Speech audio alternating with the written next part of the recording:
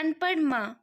एक मध्यम वर्गीय परिवार के एक लड़के ने 10वीं की परीक्षा में 90% अंक प्राप्त किए।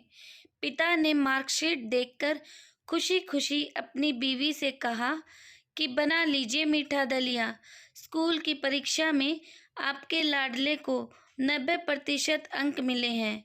माँ किचन से दौड़ती हुई आई और खुशी खुशी बोली, मुझे भी दिखाइए, मुझे भी मेरे लाल का रिजल्ट देखना है। उसी बीच लड़का फटाक से बोला, बाबा उसे रिजल्ट कहाँ दिखा रहे हैं? क्या वह पढ़ लिख सकती हैं? वो तो अनपढ़ है।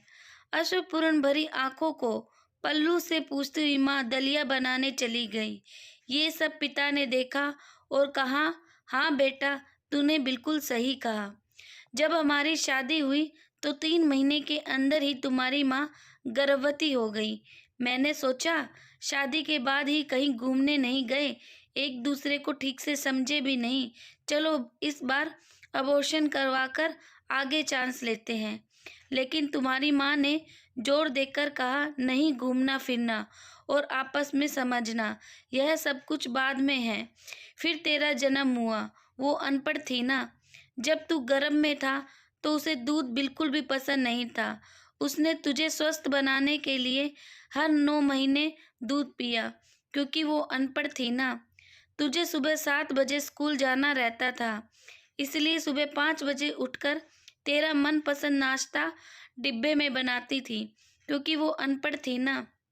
जब तुम रात को पढ़ते पढ़ते सो जाते थे तो वह आकर तुम्हारी कॉपी और किताब बस्ते में भरकर तुम्हें बिस्तर पर सुलाती थी और उसके बाद ही सोती थी, और रात में बार बार जाकर तुम्हें ओढ़नी से ढकती थी, क्योंकि वो अनपढ़ थी ना।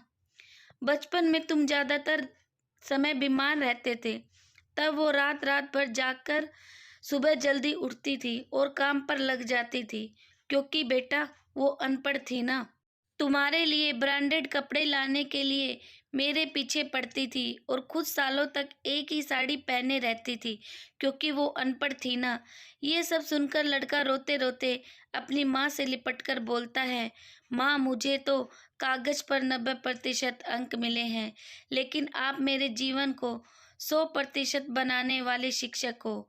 माँ, मैं आज भी अशिक्षित हूँ और आपके पास PhD के ऊपर की उच्च डिग्री है, क्योंकि आज मैं अपनी माँ के अंदर छिपे हुए डॉक्टर, शिक्षक, वकील, ड्रेस डिजाइनर, बेस्ट कुक, इन सभी के दर्शन कर लिए। माँ, मुझे क्षमा की कर दीजिए। बेटा, जो आपकी नज़र में पढ़े लिखे लोग हैं ना, वो सब पहले अपना स्वार्थ और मतलब देखते हैं, लेकिन आपकी माँ ने आज तक कभी नहीं देखा, क्योंकि वो अनपढ़ थी। वो खाना बनाकर और हमें परोसकर कभी कभी खुद खाना ही भूल जाती थी। इसलिए मैं गर्व से कहता हूँ, तुम्हारी माँ अनपढ़ है। दोस्तों, अगर आपको ये कहानी पसंद आई तो कमेंट में गुड या बैड लिखकर ज़रूर बताएं, और ऐसी ही कहानी के लिए प्लीज़ चैनल को सब्सक्राइब करें।